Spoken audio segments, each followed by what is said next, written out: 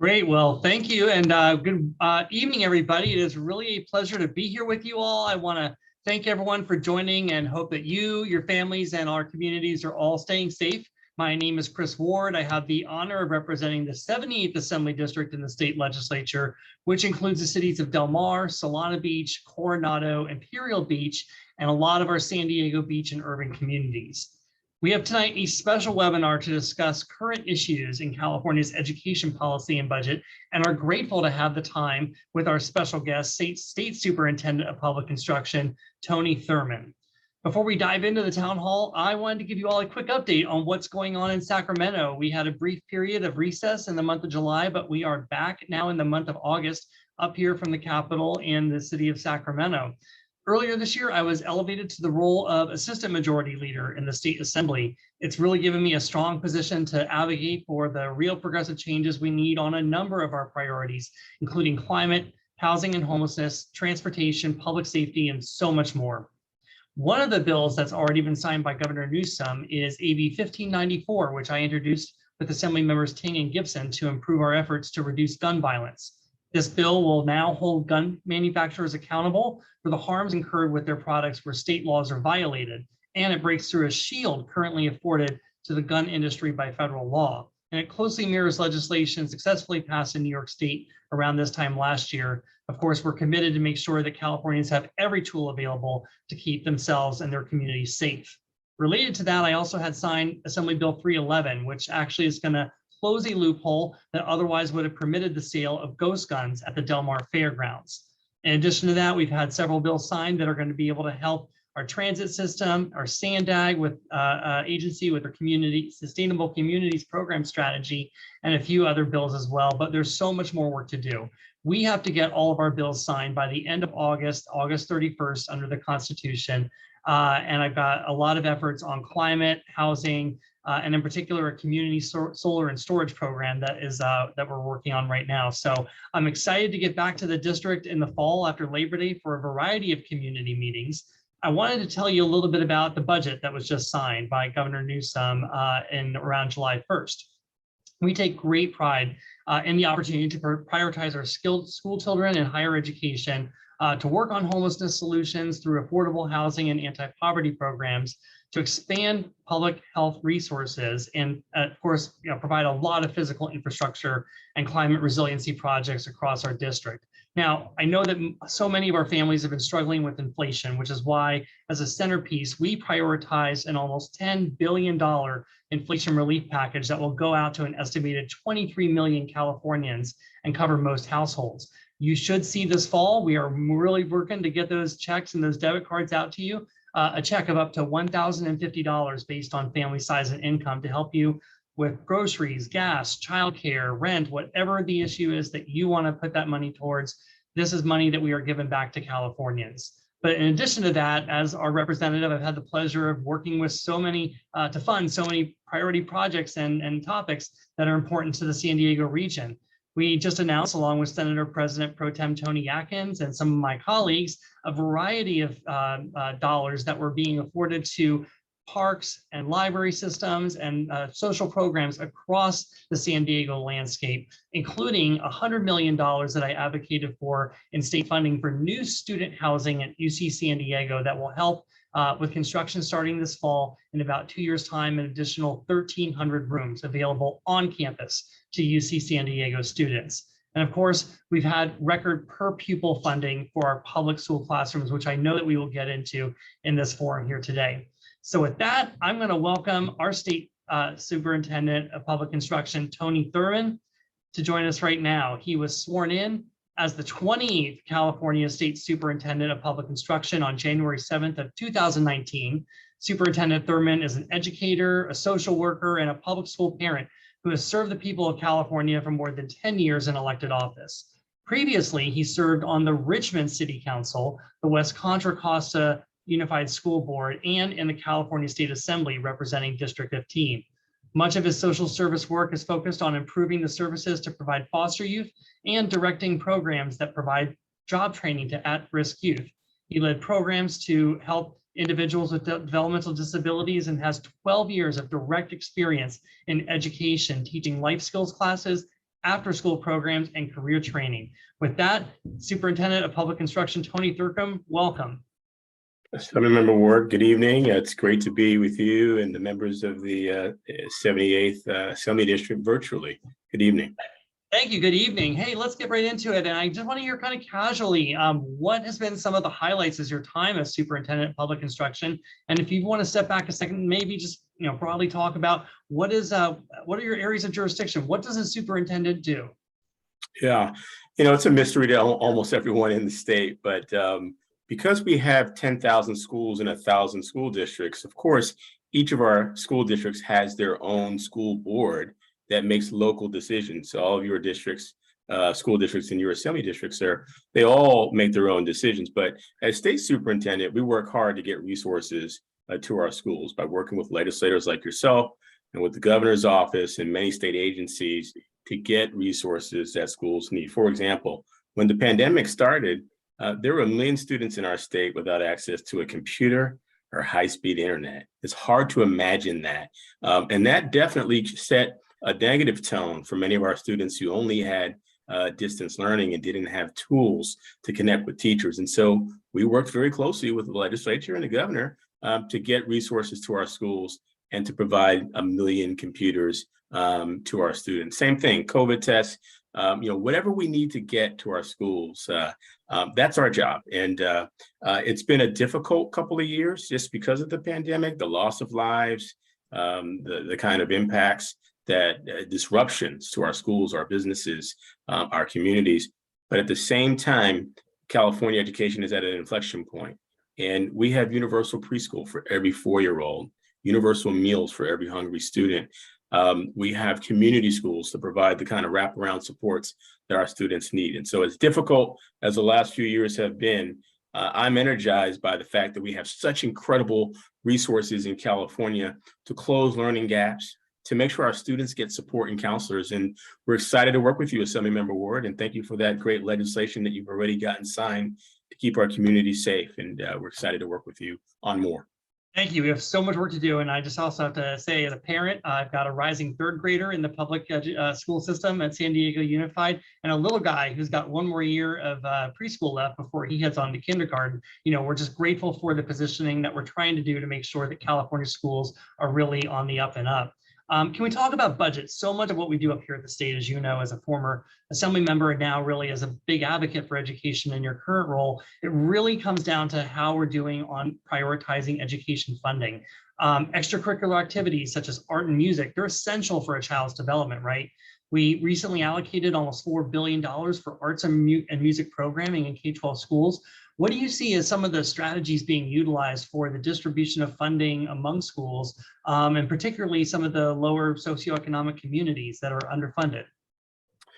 Typically what will happen is schools will get an allocation based on their student population, their demographics, and for districts that have more homeless students or foster youth, there'll be extra resources to provide supports for those students, for more disadvantaged students, for districts that have high numbers of students who are on the free and reduced lunch program, there'll be more resources. And so there's a formula, but what might be helpful is just to put it in context that for many years, California has lingered near the bottom of all states in per pupil spending. Hard to imagine when our state is sixth in per capita revenue in the world. But because of our complicated way of getting revenue to state programs, California has typically lagged, been in the 40s, the high 30s in per pupil spending. Right now, because of all that your legislator has done, Mr. Ward and others, California is close to now being 10th in the nation in per pupil spending. And so part of what this legislative session has meant has been increasing LCFF and the formula for how schools get funding. And schools will get more funding based on their need to use for arts programs, for improving school kitchens so our kids get healthy meals, for how we get more counselors to our schools. I want to mention that we sponsored legislation to help us get to 10,000 more counselors in our state to address the mental health needs of our students. And thank you, Assembly member, and to the members of the legislature and the governor who essentially folded that bill into the budget. And now we have $20,000 scholarships available for anyone who wants to serve as a mental health counselor. The same is true for anyone who wants to become a teacher. These are our big challenges. We have to build a new workforce, but we have the resources to do it. And we want to thank you again, Assembly Member, for your support of these critical programs. My pleasure. And, we've got a lot of great colleagues that I work with. I'm really proud of the chair of our Education Budget Subcommittee, Kevin McCarty from the city of Sacramento. He's really dived in deep, and I knew was pushing a lot during the budget process.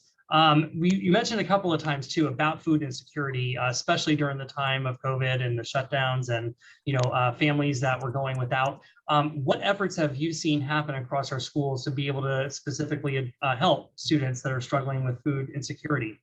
As somebody, I grew up, in public schools. I grew up on the free lunch program. I grew up receiving public assistance. I've joked to Assembly Member that in my family, when we often didn't have food to eat, that we ate so much government cheese at times that I thought that the letters USDA was a brand name. It was public programs like these and public education that really saved my life.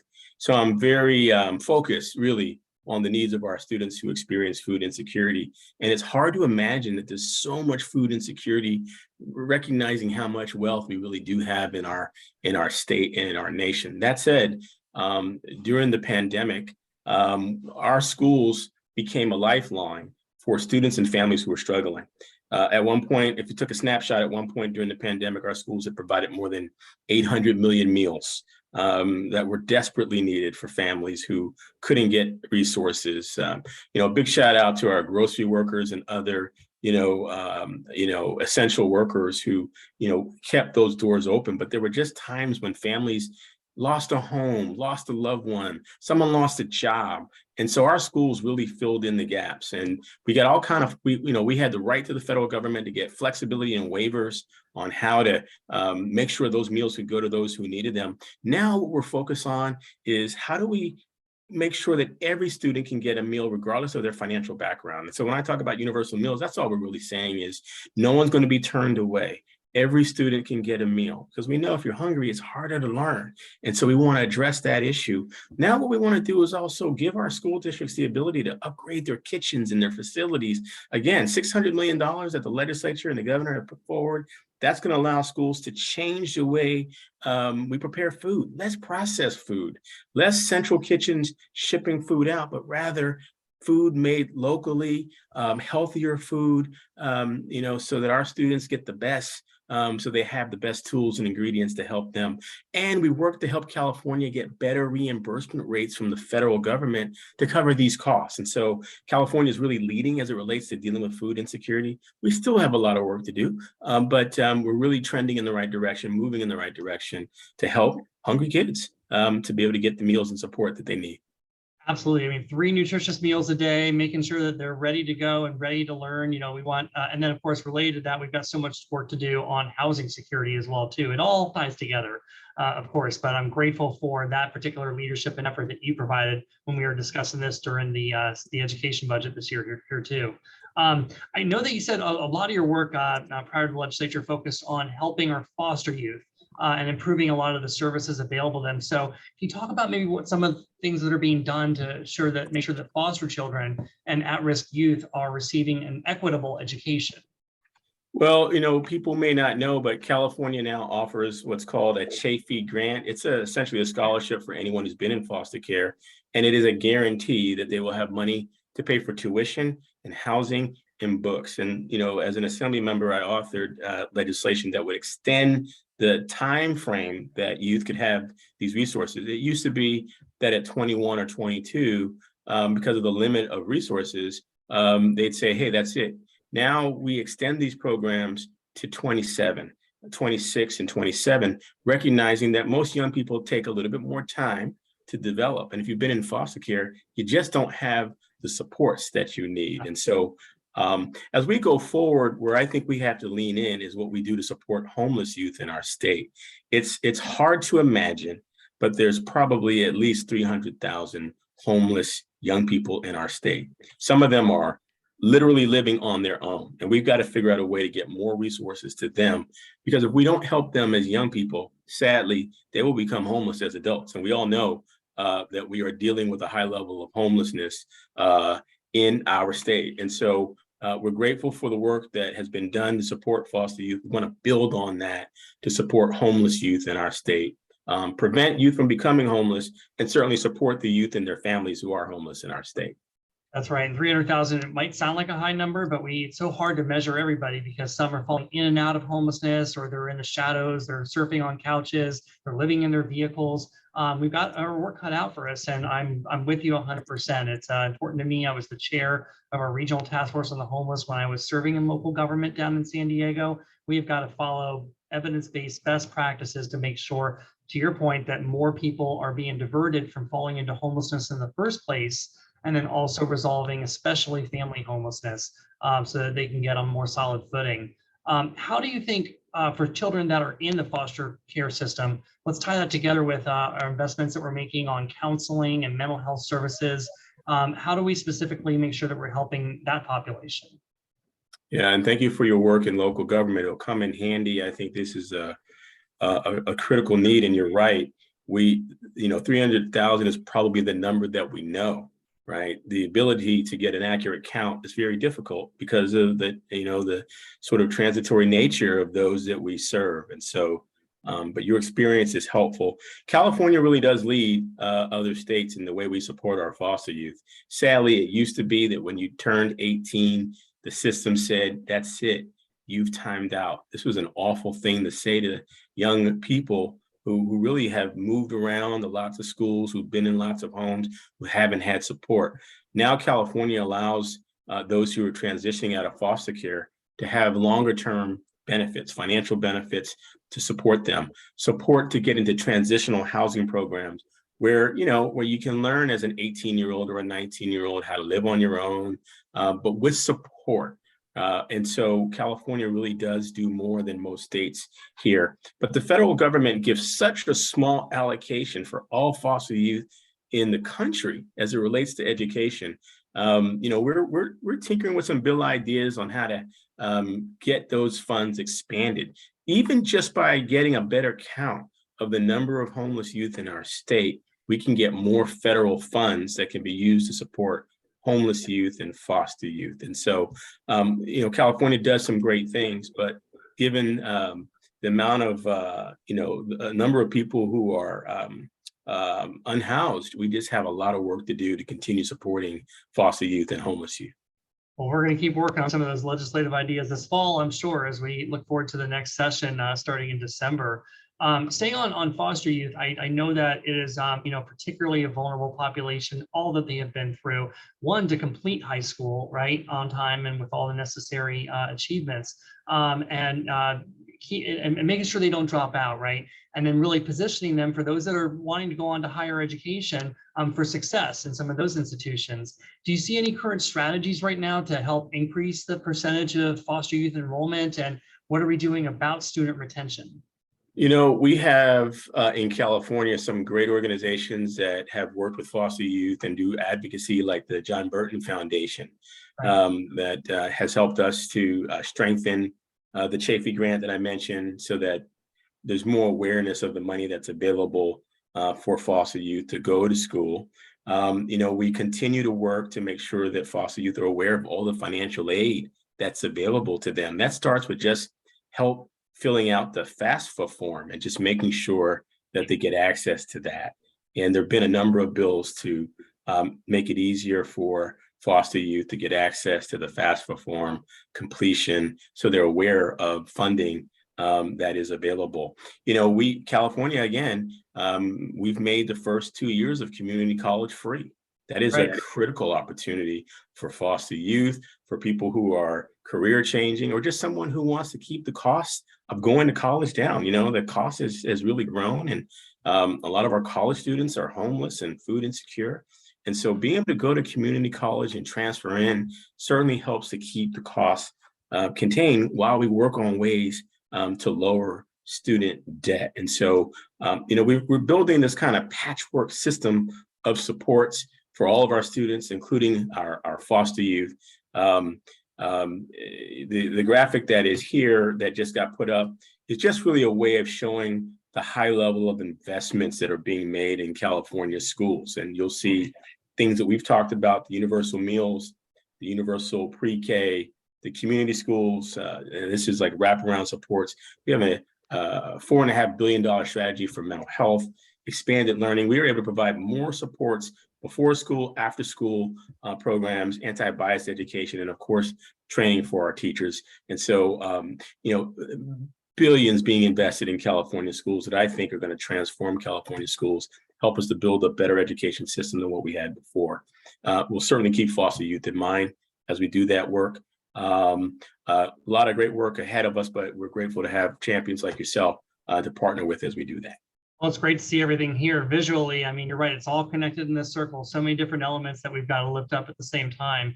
We started to talk about, higher education pathways. I know a big goal for many students is to be able to continue after high school. So can you discuss maybe, in addition to free community college for all, we're really proud of that status in the nation. What are we doing to be able to prepare students for higher education slots? Yeah, thank you. And it's okay to take the graphic down, but thank you for sharing with your constituents the various investments that have been made. This legislature continues to make high investments in higher education, and I'm grateful for that. I serve as a trustee for our CSU system and as a UC regent, and I know, we only have one way to pay for higher education, and that's the money that comes from the state. And it's difficult. Our students are struggling with the rising costs of education. Our universities and colleges, they're struggling as well. But the California legislature continues, and this year in this budget has made record investments in supporting our programs. We also have record investments in supporting career technical education programs, yes, so that students get hands-on experience while they're still in school. So they're learning about the professions that are there, that they can move into, both those that require college experience and for those who, for whatever reason, choose not to go to college. We talk about college and career, and we know that there are many jobs in many sectors that don't require a college degree, some that pay as much as a college degree. And so we emphasize college and career and make sure that all students get access to great career technical education programs that will prepare them for a future. It helps them to figure out, what do you want to do when you get to college? And even if they change their major, it's okay. But this gives them a chance to, just stick their toe in the water a bit, to learn a little bit about what they might do, where the opportunities and the trends are in nursing, technology, and of course, we need teachers and classified staff. There are tremendous opportunities. And again, there are scholarships for anybody who wants to become a teacher, who wants to become a bus driver, who wants to become a counselor. California has resources to make this happen. And as we work through the growing pains of the pandemic, we also have some resources to work with to help us grow beyond the challenges that we've dealt with.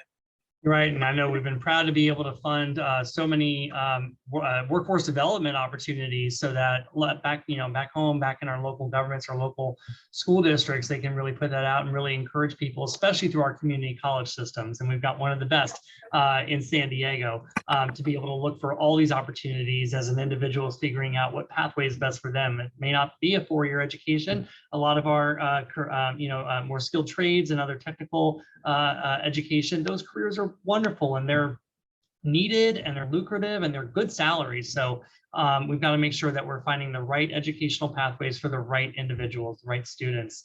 I might have skipped a note on some of our service for our underserved communities and their higher education planning. People sometimes are still the first in their house in their family to ever go to college.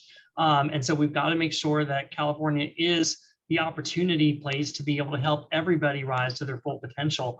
What do you see as some of the current efforts around planning and preparation? Like you mentioned earlier, filling out that free application for federal student aid, the FAFSA form. My office is making sure to be able to do that with local school partners every February. What are some things that we are doing, particularly to reach out into some of those underserved communities so that they also don't miss that deadline, or able to make sure that they are on track for that application process? There's so much financial aid that's available for our students. We just have to make sure that they know about it. And one of the things that we're working on, the governor and I are working on an initiative where we're going to recruit we call it the College Core, where we recruit college students to mentor and tutor students in elementary school and middle school and high school to work on environmental causes. And these students get paid. And so it allows them to finish college, to stay in college, to earn some money, and also to get some experience serving in their community. And we believe that these are ambassadors who can help others learn about the college process. These are mentors who can support many of our young people. They can build on the efforts of legislators like yourself and what you and your office and your team can do, what our schools are doing. Everyone's just pitching in to try and help our students prepare for the opportunities of tomorrow, to make sure that students know about it. And having access to a caring adult is critical, one of the most important keys to success for our young people. And so this program, this College Core initiative, is a great way to help keep students in school and help them prepare the next generation for future attendance in the university. 100%. I'd love to talk a little bit more about the curricula. We have a lot of debate up here sometimes about those and what model curricula looks like. We talked about a few curriculum bills this legislative session already. Why don't we start broadly for the audience here attending, maybe talk about your thoughts on how we develop curriculum and then how that is really implemented at the local level.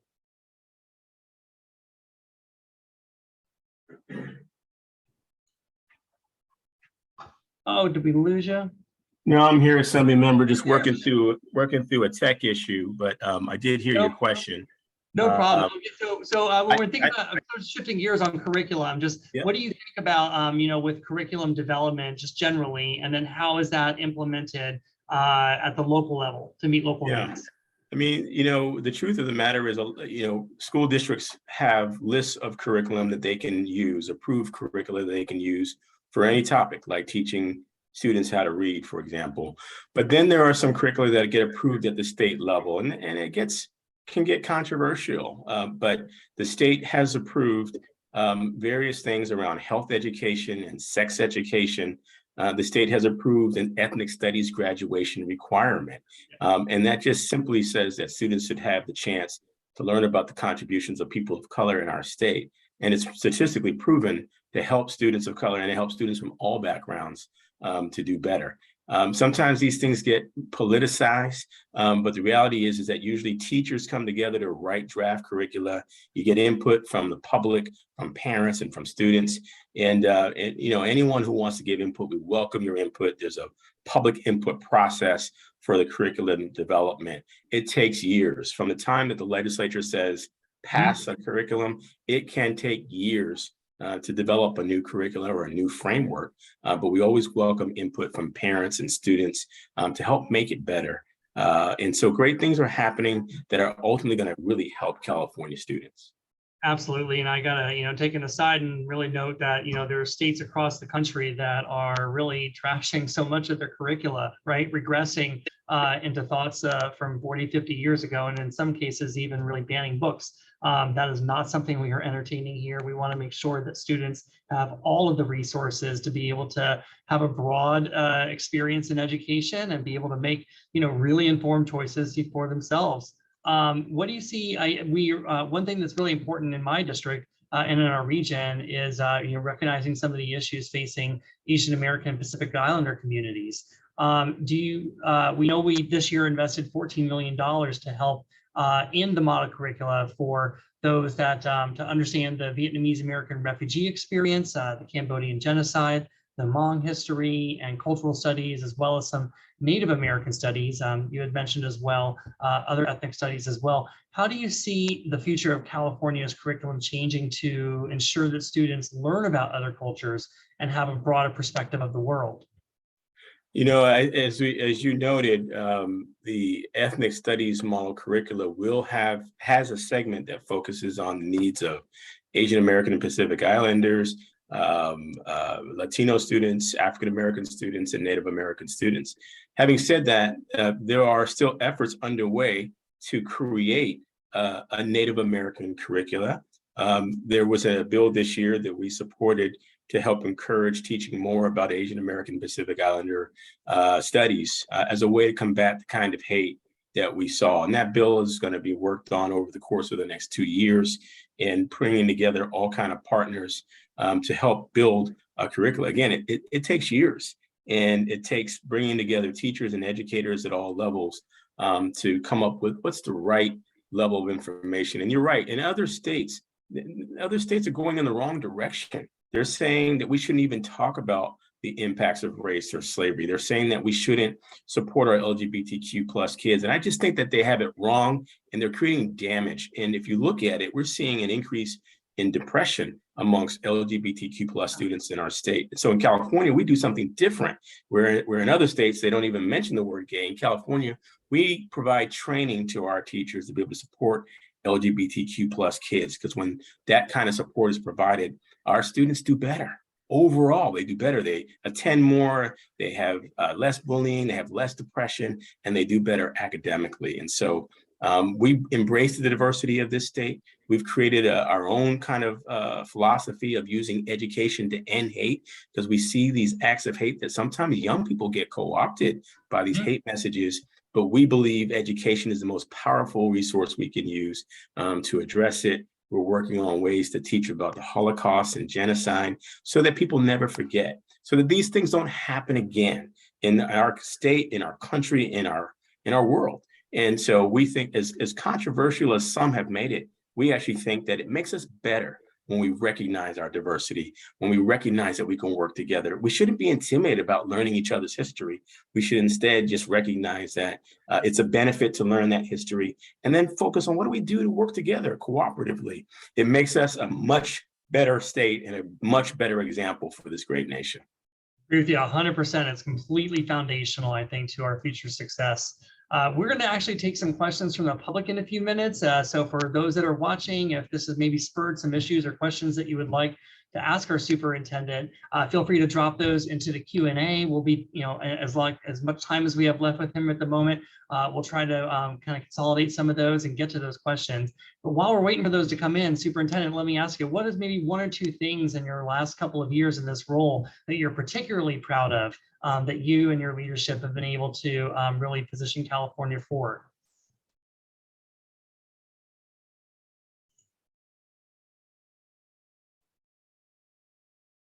Sorry, we're still working through this tech issue, okay, I heard your question, and I'm proud about the universal preschool. That's something that we've talked about in education for decades. I'm very proud of the $6 billion that we were able to put together to create universal broadband throughout this state, to help make sure that not only do our students have access to internet, but that they're in a position to take the jobs of tomorrow in technology and to lead us technologically. Very proud of our universal meals work, and so proud of all the things that we are doing in this state to prepare students, but we can't stop. We know that we have to do more to make sure that every student is ready for the future. And that's why this fall, I announced that we're going to work to make sure that every student in our state learns to read by third grade. This is a foundational skill that unfortunately has eluded some students in our state. They haven't been able to get that skill by third grade. And unfortunately, that puts them at risk of dropping out of school and potentially ending up in the criminal justice system. And so we've made a commitment to make sure that every single student who enters kindergarten this year can read by third grade, and those who need interventions will get them. And so we think that's going to be done largely in part by this new program that we've been able to secure the resources for with your help. And that's money to make sure that schools that need it have literacy coaches and specialists. And so I'm proud of what we've been able to do and what our schools have done. They've been so resilient during these difficult times, but we don't want to stop there. We want to make sure every student gets access to computer science, the chance to learn about civics, the chance to support themselves and their community, and to earn a decent wage so that they can enter the workforce prepared to help us. That's why we're promoting kids learning, multiple languages. We know that's going to help them to be competitive in the future. It's going to help them with their brain development, and just knowing another language we think is great for our students. That's really where we're looking to go in the next couple of years. Every student can read. Students have access to language development programs. They have access to computer science and civics. We create well-rounded students who are prepared for the jobs of tomorrow and to be citizens in our communities, contributing and helping us work through tough issues that we face, like climate change and how we're going to create more affordable housing, for people like us, right? We're creating I would say we're building the bench of future public servants and engineers and teachers and doctors and others who are going to care for our communities. And so those are the places where we're turning our attention to so that California leads and builds these programs for California students. That's amazing. And yeah, I'm definitely, I'm ramped up and I'm optimistic about, the future with your help. We have a question from Edgar that I know you cover so many programs and different funding sources, but if this rings a bell for you, if there's the Golden State Teacher Grant, we know we need more teachers and we want to be able to support them and get them, up and qualified. So the Golden State Teacher Grant apparently has extended the time allowed to complete the service requirements from 4 years within the first 5 years to 4 years within the first 8 years of renewing credentials. Do you remember, do you have any idea when this might go into effect, and would that extended time be granted to those who previously got the grant? I'm going to ask if Blake from our team who's on can see if we can get that answer so we give an accurate answer before the end of this this broadcast, because that program, that grant is operated by the California Student Aid Commission. And I want to make sure that we give an accurate answer. We've been focused just on getting the money to the Student Aid Commission for the scholarship itself. And we're very proud that we've gotten $500 million into that scholarship for anyone who wants to become a teacher. And now, as a result of the legislation I mentioned on mental health, anyone who wants to become a counselor. And so those resources are there. And so, Assembly Member, I'm going to ask if our team can help us get an answer to the amount of time and when that provision will go into effect, so that we can give Edgar the complete up-to-date information.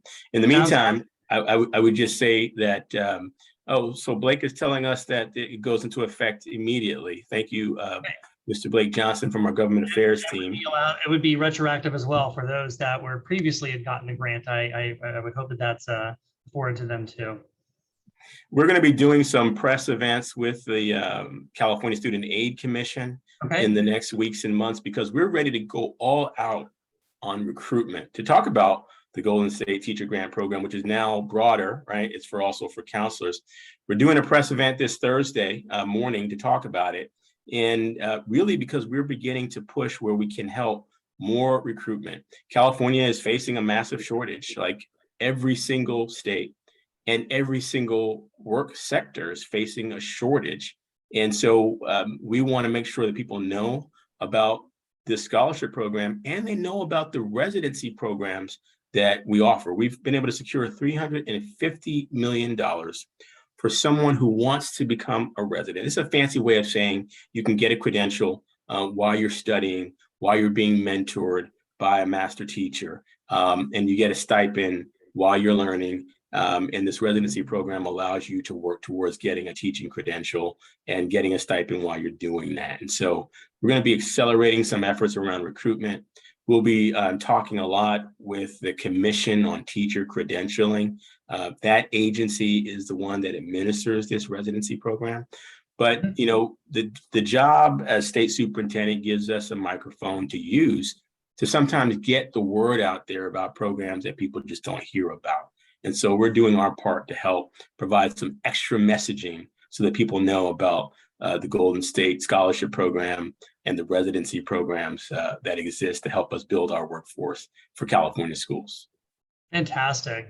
We've got a few people that actually have been asking about the EBT cards. I know that many students have been receiving throughout the COVID pandemic. We remember how much that's been a lifeline for families that had lost income and they're trying to get access to the grocery store. So we're getting some information from some constituents that there's a lot of students that actually haven't even accessed their credit card benefits, and they might actually be expiring soon or would actually be expunged by the end of the year in November.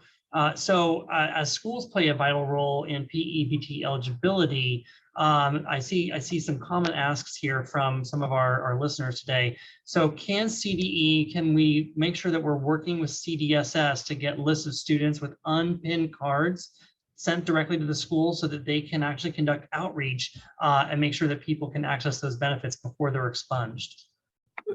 Thank you. I saw Amanda had put that last part in there, and let's just say, yes, we can work together. We work with the Department of Social Services all the time.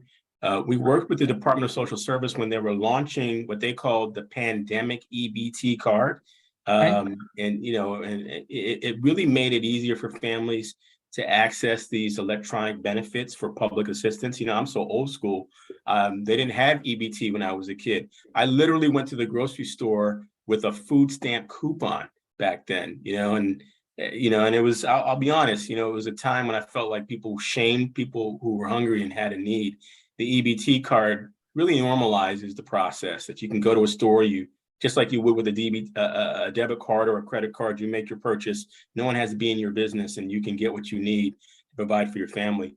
Assemblymember, if you're willing, and if your team can, follow up with Amanda and whoever so that we can do the follow-up after, we'd be happy to work with your office and others on these questions about how to make sure that students and their families get access to these EBT cards, and that any underutilized benefits, are made available for people who need them, not just sort of disappearing or going away.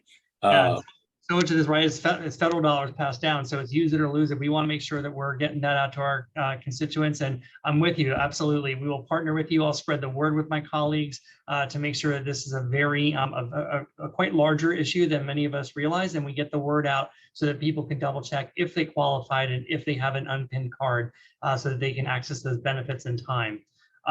We've got another question here from Sarah, and she noted that there are state systems of accountability to ensure that schools are practicing anti-bias and anti-racist education all the way down to the site level. Districts might have a statement, but sometimes they struggle to implement these ideas in practice.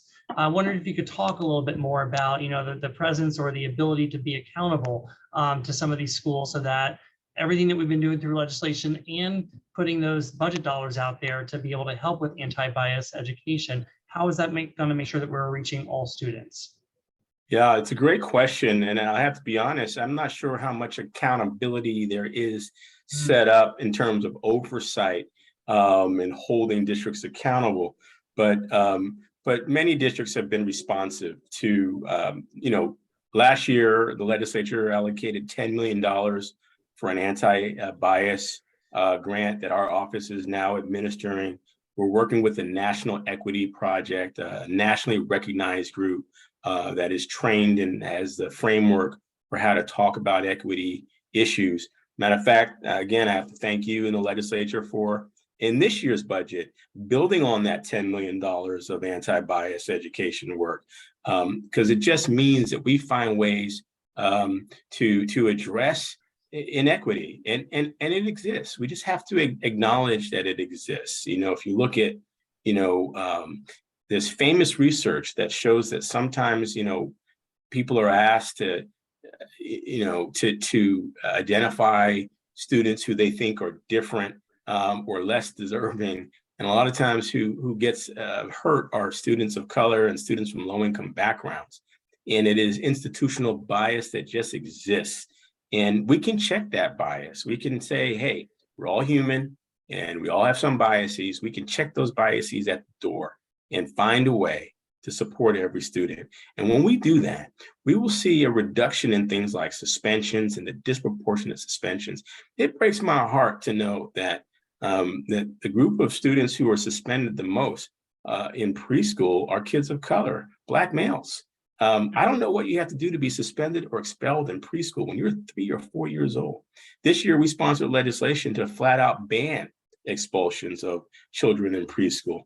Find the right fit, find the right supports for students. But the more you expel, the more you're excluding. And when you exclude, you're pushing someone away from education and you're pushing them to a system that can be very harmful for all of us, the criminal justice system for the individuals, and then we all pay for it. And so we're engaging in courageous conversations about how to check bias, how to address it, how to use training. San Diego County, by the way, is one of the most forward-thinking counties as it relates to addressing issues of bias. I got to give a big shout out to Superintendent Paul Gothald. who has led this initiative around equity for many years.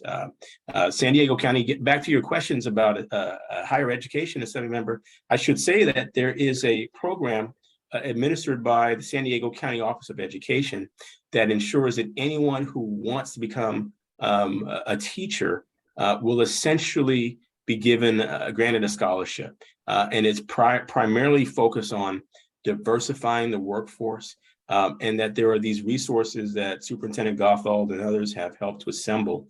And I think, while I think that there's probably more accountability measures that could be done, I have to say the districts have been responsive and really impressed with the level of investment that San Diego County is making in supporting programs around equity. And we're happy to partner with your office, with the County Office of Education, with the San Diego School District, and all of the school districts in San Diego County. Absolutely. I know you're short on time, and so I think we have time for just another question or two, but I really like this one. It's actually an important part to our school community, and I want to hear your thoughts on our PTA network and how I just renewed our membership for our school, but how do you see the PTA organizations, partnering with and really supporting, our educational goals? Our parents are our partners, and sometimes schools inadvertently become barriers to parents, and we have to make ourselves more amenable to families, and we want that input. That's why I've created a statewide parent advisory council where we can have parent representatives from anywhere in the state who will be giving input to me, and I intend to make that input available to our governor and to you and to the legislature to hear from parents about needs. And we've been partnering with parent groups. Parents are upset, and they have a right to be upset. This disruption that the pandemic has created has been very, very difficult on our children. And we have to find ways to make our schools more accessible to our families, meet the needs of our families. And the best thing we can do is listen to our parents. By the way, when I created the task force on ensuring literacy and biliteracy, we appointed 2 key leaders from the statewide PTA network who are working with us. We've worked with a group called Parent Power that surveys parents. I put together a group to help us figure out what we're going to do about the declining enrollment that we see in our state. And we're working to provide on some parent focus groups so we can listen to parents. What are your concerns? What's driving you away from our schools? And what will it take to bring you back to our schools? And so just know that all of our parents and families out there, we support you. We even did Assemblymember this year, when we rolled out those computers, we were able to get some grants to focus on digital literacy training for our families, so that our families would be up to date on some of the latest technology to work with their students on the latest technology that exists. And so we value parent input and parent partnership. And we hope that many of you will avail yourselves to the parent forums that we put on and just give us feedback about how we can better support you, your students, and your school communities.